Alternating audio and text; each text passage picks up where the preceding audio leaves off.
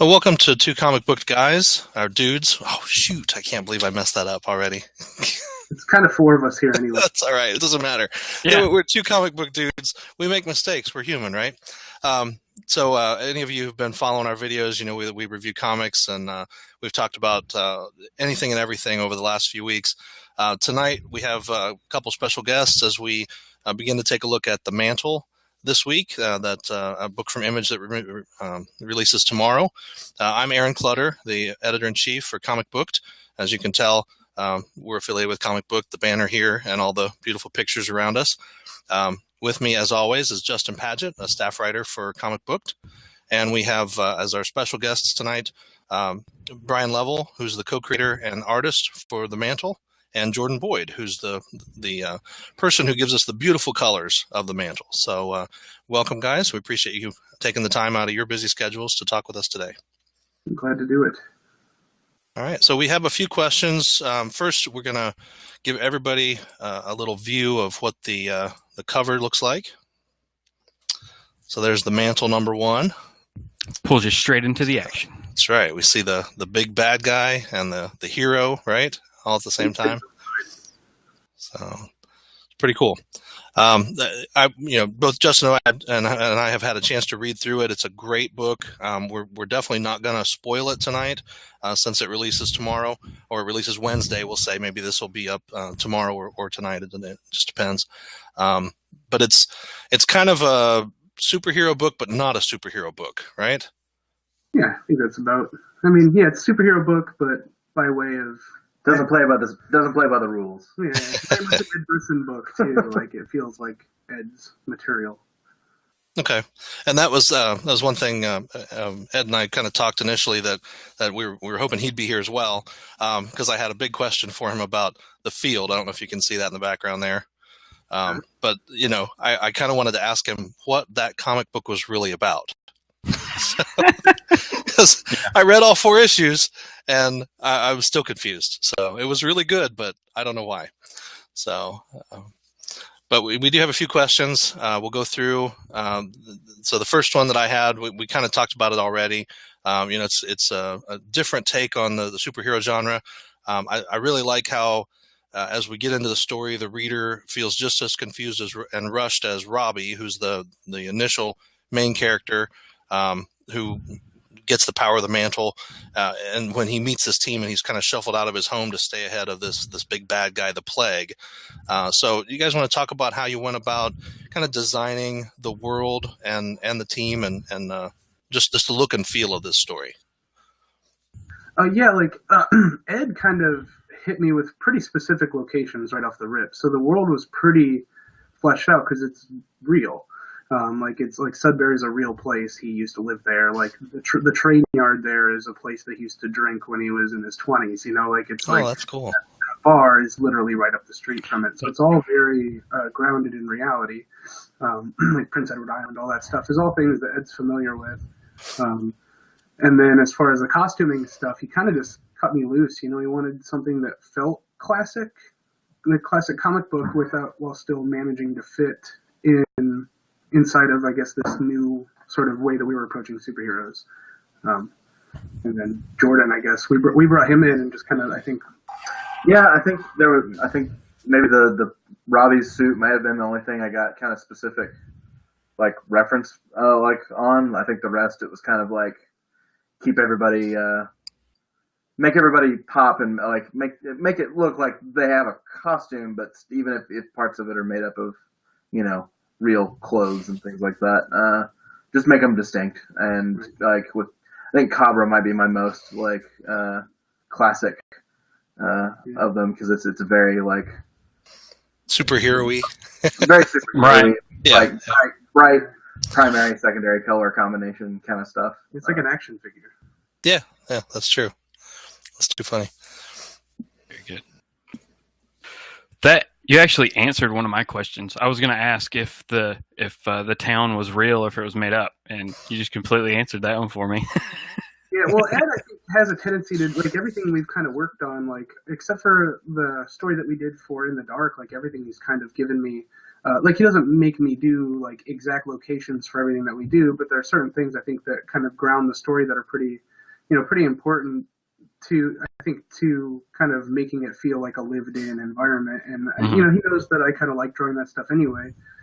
So it seemed kind of natural for Robbie and Jen to come from somewhere that felt real. That's cool. Do you think that's harder sometimes because you're afraid that people are going to go, "Oh, that's not really how that looks"? I used to care. I just think it's time. The 20 comic book readers that live in Sudbury storm your house with pitchforks. So I'm sure nobody's like walking down Prince Edward Island like sure waiting to find that house. That's funny. Yeah. Well, it's artistic license too, right? Right, of course. Yeah. That's all we'll err on the side of artistic license. There you go. All right. Well, Justin, since they answered one of your questions, you want to go ahead and ask your next one? Yeah, I'll kind of touch on what we were talking about earlier. If you could explain it again, the energy of the mantle and how you kind of came up. Maybe this is a bit more for our colorist here about how that kind of fleshed out and how you got that to come alive really in the book here. The energy of the mantle, like how you came about the coloring and everything for that. Well, we knew that once Robbie was chosen, that his costume was going to be more blue and gold and like a kind of classic color combo. But the idea is that this power set is a very old, very kind of mysterious and otherworldly kind of living thing in and of itself, and also because the conceit at the beginning is at first you're not sure if he's not just hallucinating because he's on drugs, and so I kind of wanted to have a celebratory feel to it, and there's a lot of elements and the supernatural elements that occur in this story all kind of have an otherworldly flair, and I thought the kind of more psychedelic imagery was a good shorthand to kind of foreshadow some of the other stuff that's eventually going to come up. But B, I thought it was a fun challenge to try and make something rainbow colored lightning somehow menacing looking, like that without looking silly. Because it should be unsettling, to the characters when it's crackling around. So right. When I was reading it, I was thinking of that scene in Super Troopers. I'm freaking out, man. So it was pretty cool. Sorry. Initially, when Ed and I were even talking about it, we were considering trying to settle on a singular color. And every time, the more that we thought about it, the more it felt like a colored lantern or something like that. Right. And it just didn't feel like something that was, I guess, it couldn't work. It felt too much like a pastiche if it was one color. Yeah, it was, and in the long term, it would have just become, especially considering some of the drug situation that's going on, just felt kind of like boring, Mm-hmm. Yeah. Well, I love that, near the, and we won't talk about the end of the book, but near the end of the book, the lightning, you've got shots of lightning coming down that are the color of the mantle power, which is just really cool. I really like that coloring against that dark backdrop. That's his doing, man. He's great. Well, and, talking about making everything look supernatural, even the entrance of the plague, you've got the tendrils of power when he comes smashing in. So he's just, a total badass. I mean, I really, really like him. So when, it's hard to talk too much about his part of the story without spoiling that first issue, but I did want to talk about whether you guys have plans to have multiple hosts for the mantle, since they talk about the fact that that Robbie becomes the mantle and he's the 38th one in the last 10 years, which that's a lot. So are there going to be multiple, or are we looking at maybe just a few? I mean, how much can we talk about without spoiling the story, I guess? You're certainly going to see a lot of mantles. In what capacity they appear in, I guess I'll leave that, I guess, for the readers to find out and for y'all to find out too. But you definitely get to see, you just get to see more mantles because it's called the mantle, and we want to touch on sort of the legacy of the mantle. It's definitely something as far as as far as that's concerned, that's something we definitely want to touch on, and why the Plague is so compelled to do what he does. But once again, he's kind of mysterious and has his own reasons for doing things. So we don't want to give away kind of what his deal is. He is certainly a bad dude, who's certainly doing heinous things, and we're trying to really unfold him like an onion, very like unfold onions, but you catch you're Right. trying to peel him like an onion. Yeah. Peel him like an onion. Yeah. We're trying to Yeah. bring those layers down to where we can understand kind of what he's doing, I guess. At a very Ed's pacing is great. I think like his books are always wonderful like that. He sets reveals in a really timely way. So we haven't even talked too much about that, to be frank. Like I just kind of let him, not that I let him, but like I trust him to completely do that stuff because that's his strength. Yeah. And that's definitely something that I've noticed in all of his books. Even the Field, the pacing was really good. As you're following through, I didn't feel like any part of it was rushed. Even in the initial scenes with Robbie and Cabra and Nikra and who's the other one? Shadow, yes. When they all come in and Cabra picks him up on his shoulders and takes off with him. I didn't feel like that was, we have to move the story along. Hurry up and get him out. It was very well paced, even that rushed scene. So that was good. All right. So really, my last question, and I'll go ahead and ask this, and then Justin, you can ask your last one. Sure. I like the fact that the team of Cabra and Nikra and Shadow aren't really like a super team. They're a lot less like the Justice League and more like just a bunch of people trying to survive. So would you guys talk a little bit about maybe some of your influences that led you to create that team the way it is, and what we can expect as we move forward with the story? Yeah, we wanted to be when Ed kind of gave me some character breakdowns. He kind of gave me some general sort of like personality traits about them, and like for Necker, for example, like he's kind of fashionable, and certainly not the type of person that you would imagine speaking with the dead. Like if you were to just like, she's not gothy, you know what I mean? Yeah. She's not uber dark or anything. She just kind of like a fashionable young person, and that, like we were trying to like be relatively unconventional, just so that way they felt more like real people, instead of just like, oh no, this is the dark person on CSI that works on computers, like Right. trying to avoid those sort of things to kind of not necessarily to throw people off guard, but just to kind of like make it feel more like, oh, these people are more interesting than just a hollow archetype or whatever. And then as far as doing like the coloring their clothes and stuff, like we talked very briefly, and Jordan. I think actually the only one we went back and forth on was Necra, because despite my best efforts to not make her the dark, like death-powered, like heroine, Right. still like my first few passes there was still a lot of gray, and like there was like little splashes of red, but it made her look more like a Black Widow spider, like in a really menacing way. And so we ended up on a much more warmer, like you said, fashionable, like just not treating it like a uniform, and more just like, that's what you put on today. Yeah. Right. Yeah, I noticed they were more kind of the soft earth tones, but still towards the lighter end. So that was interesting, because when they first said Shadow, then I expected her to be a little darker too. But even her outfit is lighter. So that was good.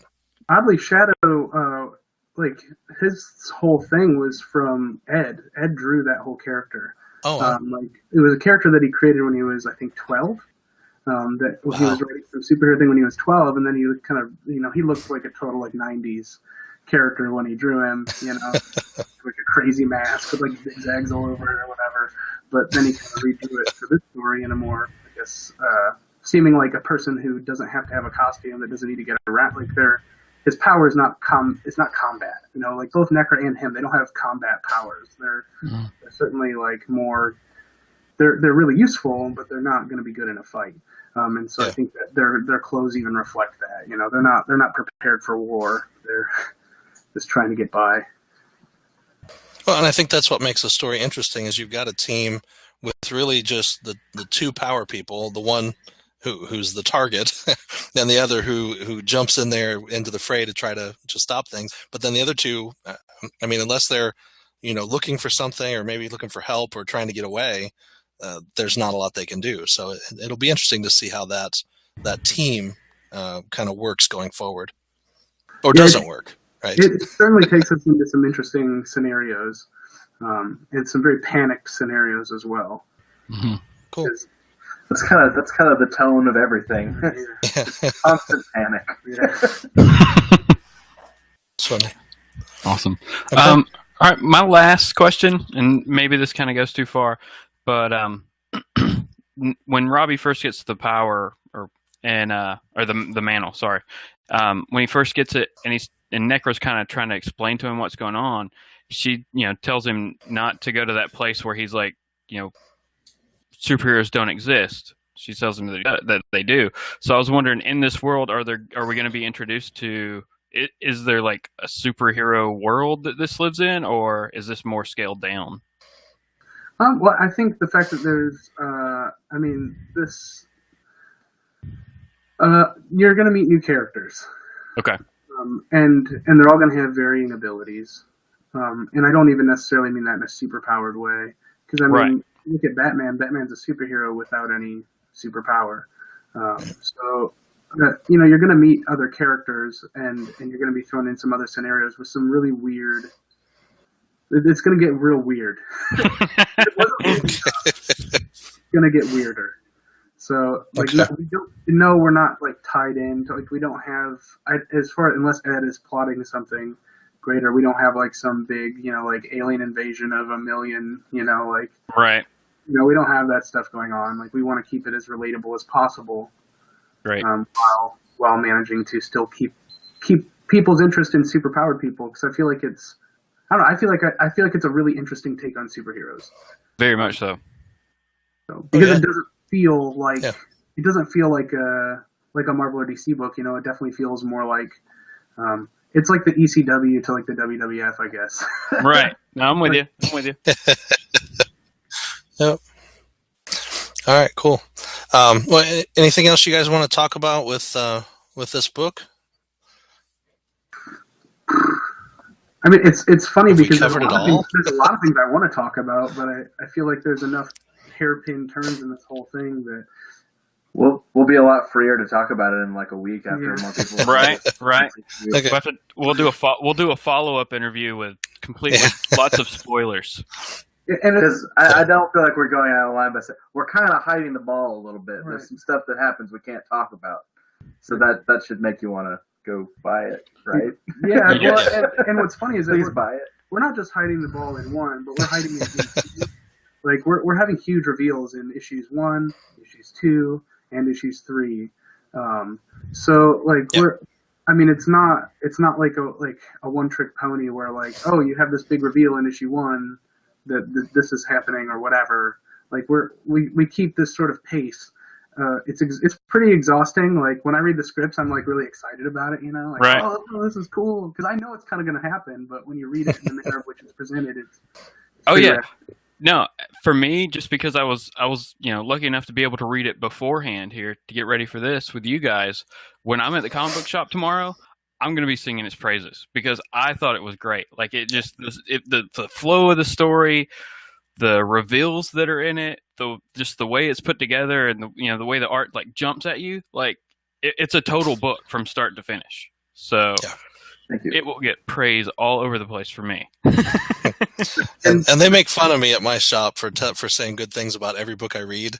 So, they said, you read all the, and I do. Like I have the biggest pull at my shop, and it's too many comics for sure. But I can't say a bad thing about this book, and I'm sure they'll make a comment about it tomorrow. So, And so we will PayPal you the money. Or... Yep. that's right. Yeah. That was a 6 figure. Or just send us the variant covers. We'll give one away. Oh yeah. Okay. Well, I appreciate you guys' time, and let me throw up that cover again, just so everybody knows for sure what to look for tomorrow. Yep. This book comes out That's- on May 13th, everybody. So if you're Yep. watching this after that, it is available in your store. Yep. Go get it. And Or it pre-orders. might be sold out. please They might be pre-order. sold out. Also, Phil Hester did do a variant cover, so if you don't see this cover, you might see that big guy punching through a wall with all that Phil Hester glory. I might have it. Actually, I think I might have it sitting right here. Yeah, so there's this other cover, too, that Phil did. That you can also be on the lookout for. This one here. So. Oh, cool. Wow. Ooh, that is nice. I like that one better. Yeah. Fell right behind it, That's oh. But at least my banner hasn't fallen down yet. So. so. He has a sign. Yep. So that's cool. Now, will that be an equal distribution? So there'll be 1-for-1 as far as the variants? I think so. I believe it was Awesome. like Oh, good. 50-50 or whatever. I'm getting both. Okay. Yeah, me too. Holy cool. Cool. All right. Well, so today we've been talking with Brian Lovell and Jordan Boyd, and we're talking about the Mantle, which comes out May 13th, Wednesday. So be sure to pick that up. Great book. Really can't say enough about it. Definitely some twists and turns just in this first issue, like you talked about. Big reveals. Very unexpected scenes, and by the end of the book, I was like, "Holy crap! what can we expect next?" So it looks great. So, do you guys have any final words for our fans out there? No, I mean, we're just glad that you had us on and took the time to kind of give us a little time to talk about the book, because I think it's definitely one of those. It's a superhero book, so I think people can go in relatively jaded, especially people that are buying indie books to avoid superhero material. So it's certainly not run of the mill. So thanks for the time. Okay. Yeah. Well, thank you for being with us. Appreciate it. Again, I'm Aaron Clutter and Justin Paget. We're two comic book dudes, and we've had Brian Lovell and Jordan Boyd with us tonight. So check us out. Please subscribe to our channel, like, share, all that good stuff, and pick up the Mantle #1 on Wednesday. All right. Thanks a lot, everybody. Thanks for having us. Thanks. All right. Bye-bye.